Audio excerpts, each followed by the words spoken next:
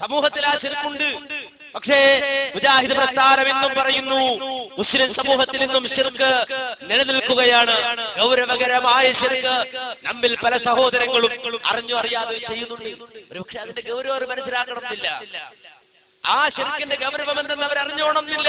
പക്ഷേ ആ ശിർക്ക് ഈ സമൂഹത്തിലേക്ക് കടന്നു വന്നിരിക്കുന്നു എന്ന് മുജാഹിദ് പ്രസ്ഥാനം ആരോപിക്കുകയല്ല, തെളിവുകൾ നിരത്തി സമർത്ഥിക്കുന്നതോടൊപ്പം തന്നെ ആ ശിർക്കിൽ നിന്ന് ഈ സമൂഹത്തെ മുക്തമാക്കുവാൻ മുജാഹിദ് പ്രസ്ഥാനം അവരുടെ ചോരയും നീരും ഉപയോഗിച്ചുകൊണ്ടിരിക്കുന്നു.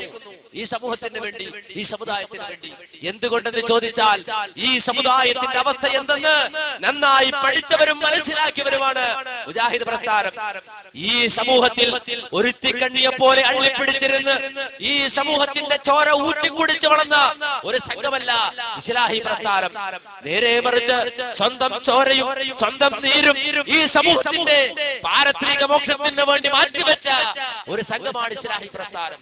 അതുകൊണ്ട് തന്നെ ഈ മുസ്ലിം സമൂഹത്തിന്റെ നിലവിലുള്ള അവസ്ഥയിൽ നിന്ന് മുസ്ലിം സമൂഹത്തെ രക്ഷപ്പെടുത്തുക എന്ന അടിസ്ഥാന ബാധ്യത മുജാഹിദ് പ്രസ്ഥാനത്തിന് ഇനിയും ഇവിടെ നിർവഹിക്കാറുണ്ട് എന്ന് തന്നെയാണ് മുജാഹിദുകൾ മനസ്സിലാക്കുന്നത്. ആരെല്ലാം ചെണ്ട കൊട്ടി ഇറങ്ങിയാലും, ആരെല്ലാം ആക്ഷേപിച്ചാലും, ആരെല്ലാം മൈക്ക് കെട്ടി മുജാഹിദ് പ്രസ്ഥാനത്തിനെതിരെ മുദ്രാവാക്യം മുഴക്കിയാലും മുജാഹിദ് പ്രസ്ഥാനം അവരുടെ ദൗത്യം മറക്കാൻ ഒരുക്കമല്ല.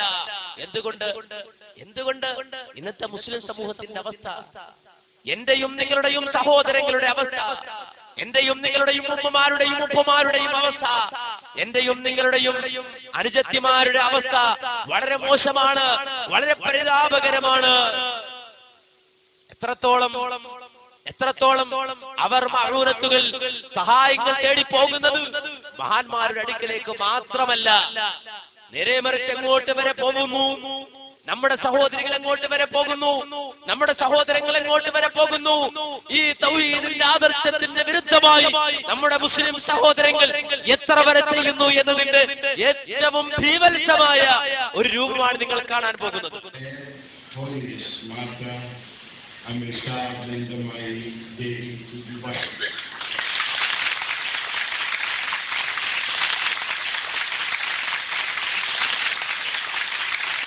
Among Rashid 11 addressed by millions of them, we want peace among the world with a unique spiritual leader of India. I heard about him a long time ago, but this is I am just it's a great occasion of celebration for Ammar's followers in Dubai.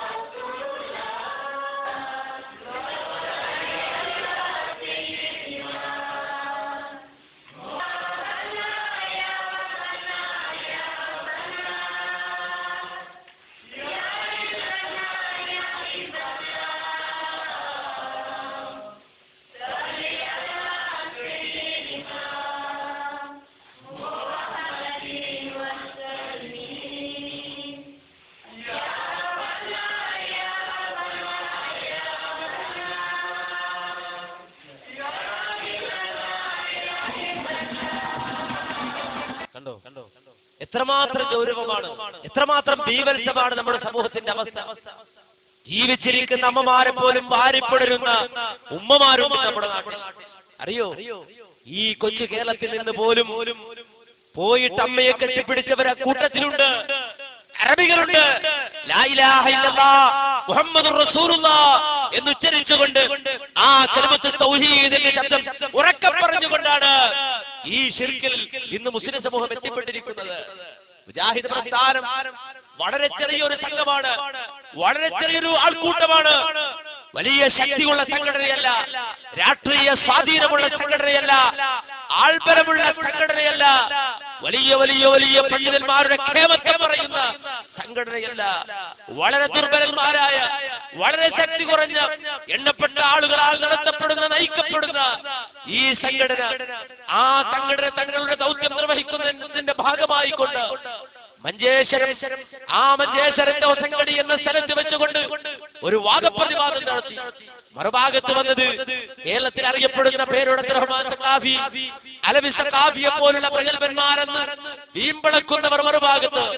അവർ ചോദിച്ച, മുജാഹിദുകളോട് ചോദിച്ചൊരു ചോദ്യം, ലാ ഇലാഹ ഇല്ലല്ലാഹ് മുഹമ്മദുർ റസൂലുള്ളാഹ് എന്ന് പറയുന്ന ഒരാള്, അയാള് ഈ രൂപത്തിൽ മറ്റുള്ളവരോട് പ്രാർത്ഥിച്ചുകൊണ്ട് ശിർക്ക് ചെയ്യും, അല്ലെങ്കിൽ അവർക്ക് ശിർക്ക് ചെയ്യാൻ കഴിയും എന്നതിന് വല്ല തെളിവുമുണ്ടോ എന്ന രൂപത്തിലുള്ള ചോദ്യമാണ് മറുഭാഗത്ത് നിന്ന് ഉദ്ധരിച്ചത്. ലാ ഇലാഹ ഇല്ലല്ലാഹ് മുഹമ്മദുർ റസൂലുള്ളാഹ് എന്ന് വിശ്വസിക്കുന്ന ഒരാള് പിന്നെ ശിർക്കിലേക്ക് വീണു പോകുമോ ഇല്ലയോ എന്ന തരത്തിലുള്ള ചോദ്യം മറുഭാഗത്ത് ചോദിക്കുന്നതിന്റെ ഉദ്ദേശം ജനങ്ങളെ തെറ്റിദ്ധരിപ്പിക്കാനാണ്.